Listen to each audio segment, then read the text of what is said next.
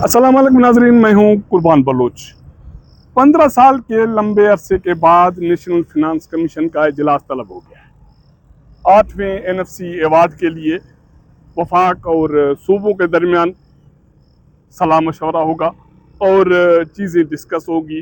इस अवार्ड के हवाले से इस्लामाबाद के स्टेक होल्डर्स के दरमियान जो बातें चल रही हैं, इसके हवाले से अशरफ मलखन साहब मालियाती उमूर पर दस्तखत रखते हैं और हम डिस्कस करेंगे कि इस कमीशन के इजलास में वफाक और सूबों के दरमियान क्या होना है, किसको क्या देना पड़ेगा, किसको क्या लेना पड़ेगा। जी कुर्बान साहब, थैंक यू वेरी मच। हम इस बड़े हसास और अहम मसले पर गुफ्तगू कर रहे हैं। ये अवार्ड पिछले सालों से कुछ मुख्तलिफ इस तरह होगा कि पहले सूबों की लड़ाई होती है मरकज़ के साथ कि हमें हिस्सा कम मिल रहा है, आप ज़्यादा रख रहे हैं, लिहाजा हमारा हिस्सा बढ़ाएं। लेकिन इस दफ़ा चीज़ रिवर्स हो गई है। अब मरकज़ कह रहा है कि मेरे पास पैसे नहीं हैं, अब सूबों पे कट लगेगा। अब सूबों से कट लग नहीं सकता। आइन के तहत सूबों को कौमी मालियाती कमीशन अवार्ड के तहत जो फंड्स जो को मिल गई उस परसेंटेज को कम नहीं किया जाता। अब मरकज़ उसमें सोच रहा है कि कैसे किया जाए कि आइनी तरमीम भी ना करनी पड़े और सूबों का हिस्सा भी कम हो जाए। सूबे इस पर किस तरह रिस्पॉन्ड करते हैं वो अगली मीटिंग में तय होगा।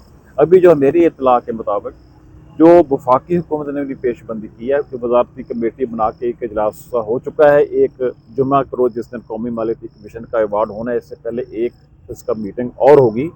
उसमें जो हिकमत अमली फाइनल की जाएगी कि किस तरह सूबों से बात की जाए। तो किसी भी सूबे से आप बात करेंगे ना, उनका हिस्सा कम कर दिया जाए, वो कभी भी नहीं मानेंगे।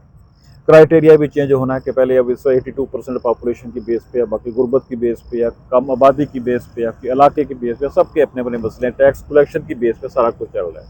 अब जो चीज़ें अभी तक मेरी इतला के मुताबिक वजारती कमेटी ने तश्कील दी है, उनका कहना है कि एक इदाद शुमार का इन्होंने एक कुछ सिलसिला किया है, एक प्रेजेंटेशन बनाई है, जाकर ब्रीफिंग बनाई है, सूबों के साथ शेयर की जाएगी।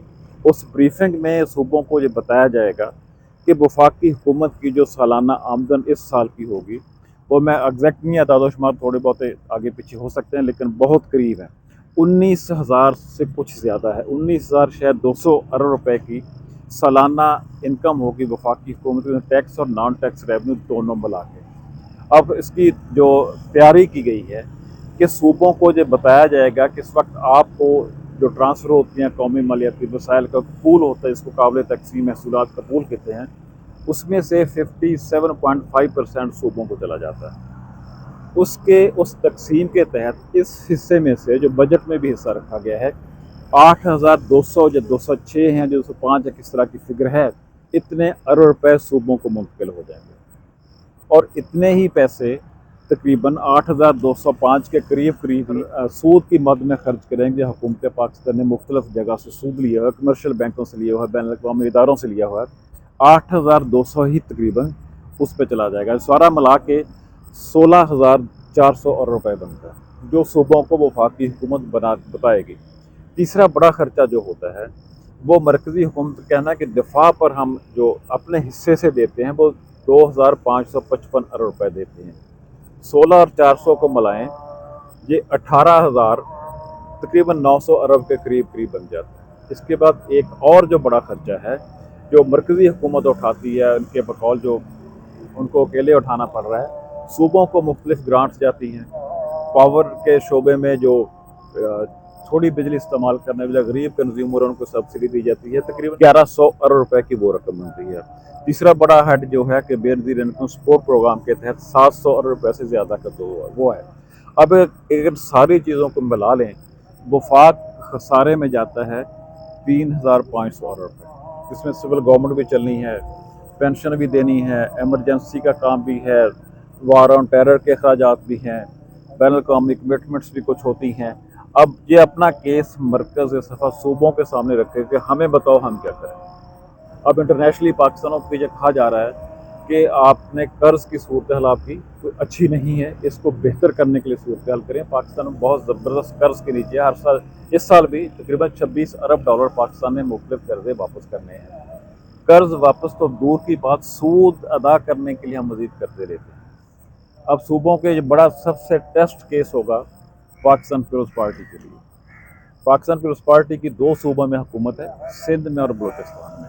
और सिंध को ये पैगाम दे सकते हैं कि अपना हिस्सा कम करें। अभी शायद कहा ना जाए, लेकिन मेरी इत्तला के मुताबिक जो अल्टीमेटली कहा जाएगा सूबों को कि जो हमारा दिफा है, जो सिर्फ इस्लामाबाद का दिफा नहीं है, जो पूरे पाकिस्तान का दिफा है, लिहाजा आप इसमें अपना हिस्सा डालें, सूबे शेयर करें। बजट के दौरान भी 5% की बात हो रही थी, या अब फुल डिस्ट्रीब्यूशन की बात? फुल डिस्ट्रीब्यूशन की बात। ओके, क्या परसेंटेज होती है उस पर बात होनी है, लेकिन सूबों से कहा जाएगा कि इसमें में अपना हिस्सा डालें, आप भी ये बोझ उठाएं। दूसरा, वार ऑन टेरर पाकिस्तान पे, चारों बॉर्डर सेफ नहीं है, दफाई बजट भी बढ़ना चाहिए। हम वार भी लड़ चुके हैं, वार के अखराजात भी इसी साल में हुए हैं, उस पर एक अलहदा बताया जाएगा सूबों को कि हमारी ज़रूरियात क्या है। उसके बाद एक और जो खर्चा जो आता है, जो बेदी रेमिटेंस सपोर्ट, जो बेसिकली गरीब लोगों के लिए है, कि वो सूबों को कहा जाएगा जिस गरीब तो सूबे में बसते हैं, पैसे तो सारे आप ले जाते हैं, ख़ास तौर पे जनरल सेल्स टैक्स सूबे ले जाते हैं। वो बड़ी मेजर इनकम का सोर्स जो है। मरकज़ अपना केस पेश करने जा रहा है मेरी इत्तला के मुताबिक। अगर आपने दिफा में हिस्सा नहीं डालना, कर्ज़ों की अदायगी में हिस्सा नहीं डालना, वार ऑन टेरर पे इस वक्त 1% जा रहा है NFC का पूल का काबिल तकसीम महसूलात जो होते हैं, जिसको डिविजिबल पूल कहते हैं, 1% उसका वार ऑन टेरर रखा जाता है डिविजिबल पूल से, वो तकरीबन 140 रुपये बनता है। उसको 5% या 3% तक बढ़ाया जाए, जो 140 से ज़रब दे लें, वो तकरीबन 420 रुपये बन जाएगी। सिर्फ इसमें जो अवार्ड है जी, इसमें 57% और 42% सूबों को। ठीक है। उसके बाद एक चीज़ नज़दीक करीब में डेवलप हुई है कि पेट्रोल पे PDL तकरीबन 1400 अरब रुपए वफाक के पास चले जाते हैं। मुख्तलिफ सेस हैं मुख्तलिफ चीज़ों पे, और वो काबिल तकसीम पूल में शामिल नहीं होते, वो वफाक के पास चले जाते हैं। तकरीबन 2000 अरब वफाक के पास ये अवार्ड के बाद मुख्तलिफ तरीक़ों से चले जाते हैं। तो अब सूबे ये शेयर भी देंगे, तो सूबों के पास क्या रहेगा जो इंतज़ामी उमूर चलाने के? वो इस वक्त वफाक ने बहुत स्मार्ट खेला है। जो मुस्लिम लीग नून की हुकूमत थी 2013 से, उसमें जो हुकूमत ने, वफाकी हुकूमत ने एक इख्तियार ले लिया था कि पेट्रोल पर जब चाहे 30 रुपये फी लीटर वो लेवी लगा सकते। टैक्स की बात नहीं, जब बड़ी समझने की हुई है टैक्स और लेवी में फ़र्क क्या है जी। तो टैक्स होता है वो डिविजिबल पूल में जाता है, वो सूबों में तकसीम होता है। जो लेवी होती है वो टैक्स की डेफिनेशन में नहीं आती, वो मरकज़ी हुकूमत रखती है। अब उसको बढ़ा के तकरीबन 76 रुपये फी लीटर इस वक्त कर दिया गया है। मज़ीद इख्तियार ले लिया है हुकूमत ने, वफाकी हुकूमत ने, इसको मज़ीद भी बढ़ाया जा सकता है। जी, वो अमेंडमेंट हुई है। पीपल्स पार्टी ने पहले इस पर थोड़ा शोर किया था, जैसे पीपल्स पार्टी रवायती तौर पर कर रही है।